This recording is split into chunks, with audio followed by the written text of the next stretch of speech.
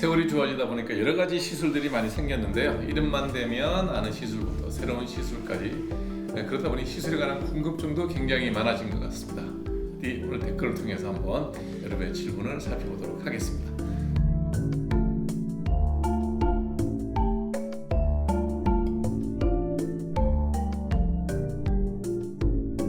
요즘 흑자를 1회 만에 제거하는 레이저가 유행하던데 실제로 한 번에 효과를 볼 수 있을까요? 이렇게 얘기하면 대부분 다 과장이거나 거짓이죠. 한 번에 없어지는 흑자도 있고 여러 번 해도 재발되는 흑자도 있고 그 다음에 어떤 경우는 하고 나면 더 검어지는 색소 침착이 심해지는 흑자도 있습니다. 근데 모든 흑자를 한 번에 제거할 수 있는 레이저가 있다. 이건 뭐 과장 혹은 왜곡, 좀 더 심하게 하면 거짓이죠. 그래서 흑자의 종류가 여러 가지듯 쓰는 레이저도 여러 가지가 있고 치료 방법도 여러 가지가 있어요. 한 번에 모든 흑자를 제거하겠다. 그걸 막 마케팅 수단으로 얘기하는 병원이 있다. 가지 않는 게 정답입니다. 두 번째 질문은 아이디가 김짱구님이신데요. 자가지방 이식을 엉덩이에서 추출해서 눈두덩이나 얼굴 피부에 이식하면 그 부분은 늦게 늘어지고 원래 눈 피부나 얼굴 피부는 더 빨리 늘어져서 나중에 울퉁불퉁해질 수 있다고 하는데 조금 너무 괜찮을까요? 라고 하셨어요. 자, 이제 자가지방 이식을 필러하는 것보다는 나아요. 되게 이제 자가지방 어디서 추출하냐 그러면 아랫배, 엉덩이, 허벅지 이렇게 지방이 많은 자리에서 지방을 뽑아서 눈두덩이에 이식한다 반대입니다. 얼굴에서 자가지방에서 딱 좋은 자리는 여기입니다. 팔자주름. 여기 외에 눈두덩이에 하겠다 굉장히 위험할 수 있습니다. 하는 경우도 거의 없어요. 성형외과 선생님들 경우 안 합니다. 다만 이식을 하고 난 자리에 그 자리가 더 빨리 늙고 뭐 더 늦게 늙고 이런 거 없어요. 울퉁불퉁해지는 거는 지방을 뺄 때 그 자리가 울퉁불퉁해지지 넣은 자리가 울퉁불퉁해지는 경우는 거의 없어요. 자가지방이기 때문에 지방을 넣게 되면 처음에 10을 넣는다고 치면 시간이 지나면서 그 지방세포들이 다 분해가 돼서 빠져요. 빠지고 지방 이식한 자리에서 줄기세포가 일부 남아있으면 다시 지방이 좀 더 만들어져서 좀 오래 유지되는 경우도 있는데 대개는 한 2년 정도 보시면 됩니다. 그래서 한 자리가 울퉁불퉁해지는 건 시술이 잘못된 거고요. 제대로 된 시술을 했을 때는 울퉁불퉁한 경우는 거의 없다라고 보셔도 됩니다.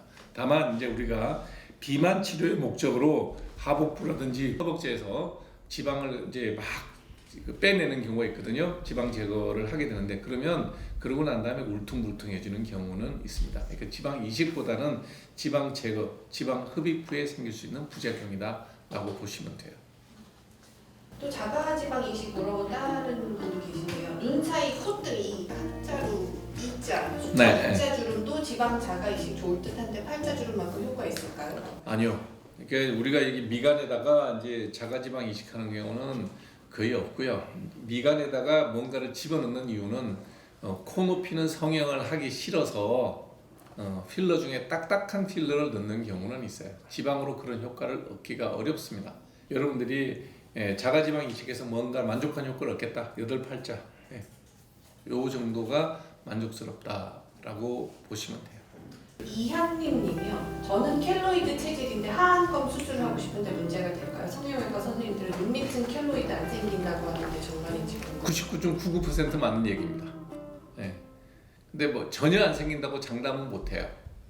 그렇지만 켈로이드가 생기는 사람들의 특징이 뭐냐면 여기 코 밑에 입술 있는 자리 있죠? 요 라인 아래쪽이에요. 그래서 턱, 귀 뚫은 자리 여기죠? 선 보이죠? 요 선 아래 켈로이드 생기는 자리예요. 그러니까 쌍꺼풀이나 하안검 했을 때 켈로이드 생기는 경우는 거의 없어요. 거의. 근데 제로다라고 얘기는 못해요. 심한 켈로이드 피부가 있을 때는 위에도 생기는 경우가 있어요. 특히 하안검 성형하고 난 다음에 이제 하안검 성형할 때 눈 밑 요 라인에다 칼집을 넣거든요. 거기가 만일에 켈로이드 생기면 눈이 이렇게 또 될 수 있어요. 드문 경우입니다. 그러니까 99.99%는 맞는 얘기예요. 1000명 중에 1명은 생길 수도 있다. 보시면 돼요. 행운행복이라는 아이디 쓰시는 분이고 마리오네트 초기 시술은 어떤 걸 추천하시나요? 글쎄요. 저는 시술에 관해서 뭔가 여러분들에게 추천한 건 없고요. 이제 다 이런 건 의학적 용어는 아니에요. 그 상업적 표현으로 여러분들에게 좀 더 가까이 다가가기 위해서 만들어진 용어인데 뭐 성형외과 선생님들이 알아서 이런 수술을 권할 때 내가 할 거냐 말 거냐를 정하는 거지. 뭐 모든 사람에게 일률적으로 이게 다 좋다, 모든 사람에게 다 나쁘다 이렇게 얘기할 건 없어요. 근데 저는 기본적으로 이런 얘기를 할 때 항상 하는 얘기예요. 저는 제 얼굴에 칼 댈 일이 없고요. 죽을 때까지 칼 댈 일이 없을 겁니다. 뭐 외상이 생겨서 피가 안 난다면 모르겠지만 멀쩡하게 내늙어가는 모습에 인위적인 뭔가를 하겠다는 생각은 손끝만큼도 없어요.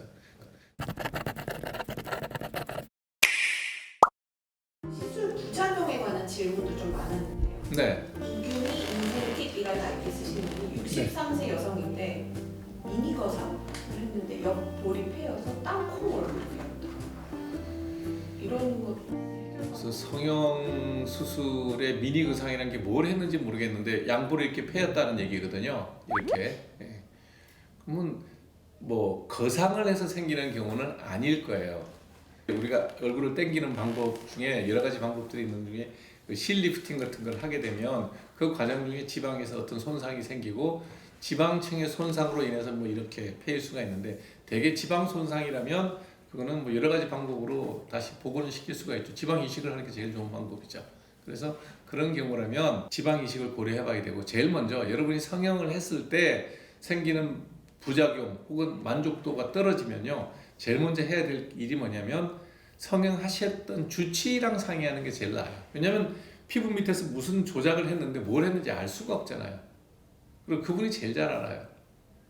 근데 그분의 설명이 미흡하고 이것이 의료사고이거나 잘못됐다고 판단이 들면 자료를 먼저 확보를 하시고 그러고 난 다음에 병원을 옮기더라도 뭘 했는지에 대한 자료를 먼저 찾으셔야 돼요. 그거는 뭐 본인은 요구할 권리가 있으니까 그리고 병원을 옮기는 거. 거기서도 뭐 회복이 불가능한 일이다? 그러면 그건 소송밖에 답이 없죠. 그래서 여러분들에게 제가 늘 강조하는 거예요.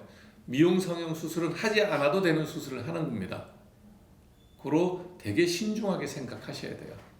멀쩡하게 기능이 있고 뭐 잘 돌아가는 이런 얼굴의 모양을 갖고 하고 난 다음에 기능이 떨어진다. 모양이 더 이상해졌다. 그럴 가능성이 있다고요. 100% 만족한 성형은 없습니다. 잘된 사람이 경우를 보고 여러분이 하겠다. 여러분은 잘못될 수도 있어요. 그래서 가급적이면 기능에 큰 하자가 없다면 너무 미용적인 게 집착하지 않았으면 좋겠다라는 게 제가 여러분들에게 늘 하는 조언입니다. 또 다른 분도 부작용 고민이신 것 같은데 모공 줄이려고 시술을 많이 받으셨네요. 아그네스, 주베르콜름, 시크릿 레이저 등 받았다가 오히려 흉터가 심하게 생겼어요. 특히 코 부분에. 고주파나 레이저는 이제 받지 않을 거고 흉진 거는 개선이 좀 될까요? 흉진 거는 제가 늘 얘기하잖아요. 고치지 못합니다. 그래서 여러분들이 레이저를 하면 뭐가 완전히 자기 피부가 바뀔 수 있다고 생각하는데 아니라고 제가 늘 얘기하잖아요.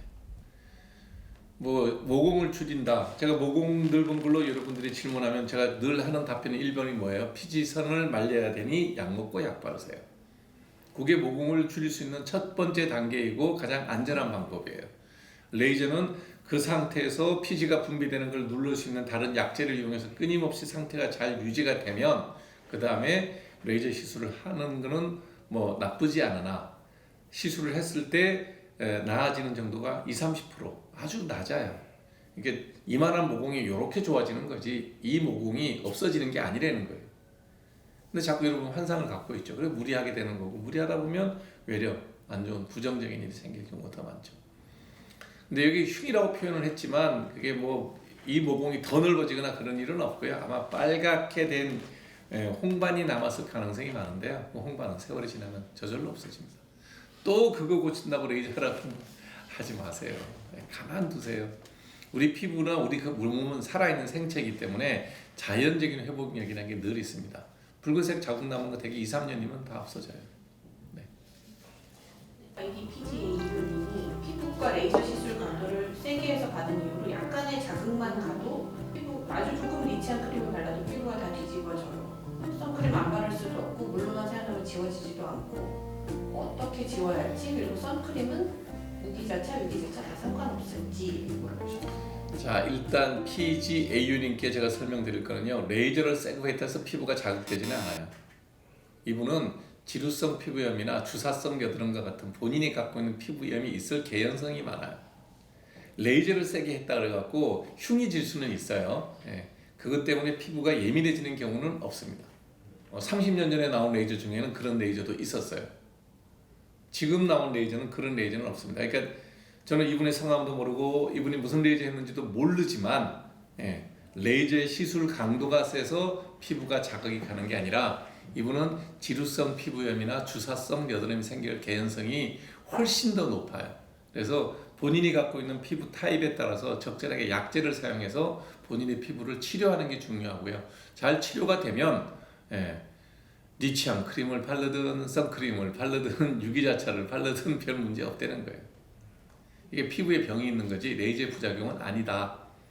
그렇게 생각하셔도 좋습니다. 여러분들 질문 보시면 자꾸 이제 뭘 했는데 부작용이 생겼다. 부작용이 생긴 경우도 있지만 자기 피부 타입이 예민한 경우도 있는 거고 피부병이 생긴 경우도 있어요. 그래서 첫째, 타고난 피부를 크게 바꿀 수 있는 방법은 없으니 뭔가를 해서 완전히 바뀔 수 있다는 생각은 안 하는 게 좋습니다. 시술을 꼭 받아야 되는 것도 아니고 그렇다고 무서워서 안 해야 되는 것도 아니에요. 그래서 정확하게 내가 뭘 하면 얼마나 좋아지는지를 정확하게 설명해주는, 그러니까 좀 상업성이 떨어진 그런 의사들의 조언을 듣는 게 좋습니다. 무조건 하세요? 무조건 하면 돈 벌어서 좋겠지. 무조건 하지 마세요. 너무 조심하는 거예요. 꼭 필요한 게 이 정도를 해서 친구들이랑 비교를 해서 조금 나으면 되지, 후배나 원래 좋은 피부를 가졌던 사람을 따라가려고 비교하지 마세요. 그러니까 색깔, 내가 원래 피부가 까마잡잡하면 그거 못 고치는 거예요. 근데 원래 피부가 희었는데 거기에 잡티가 생겼다. 그건 좋아질 수 있어요. 이게 그런 타고난 차이도 되게 많기 때문에 욕심 부리지 마세요. 그 다음에 친구랑만 비교하세요. 후배들이랑 얼굴 비교하지 마십시오. 그게 중요한 얘기입니다.